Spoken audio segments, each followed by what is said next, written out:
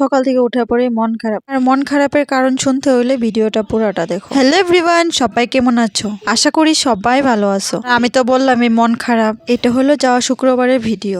ওই দিন একটা দেওরের ছেলের অন্নপ্রাশন আছিল। সকাল থেকে এত বৃষ্টি আর বাড়িতে পারতেছিলাম না, তার লেগে মনটা খারাপ। তারপর অনেক অপেক্ষা করার পর বৃষ্টিটা কমলো আর এদিকে বাড়িলাম। আবার আমার শ্রীমান যেতে পারবো না, কাজে ব্যস্ত। যেহেতু শুক্রবার ছিল, মা বাবা খাইবো না ওইখানে। সকাল সকাল মা বাবা ভাত খাইয়ে নিছে আর আমরা বাইরে পড়ছি। দেখি অন্নপ্রাশনের অনুষ্ঠান প্রায় শেষেই, মানে নিয়মগুলো আর কিছুই দেখতে পারি নাই আমরা। এই যে কইলাম না, বৃষ্টি লেগে যাইতে পারি নাই, দেরি হয়ে গেছে যাইতে। তারপরে মা বাবা নাতির একটু আশীর্বাদ করে নিল। এটা হলো বেবির মা।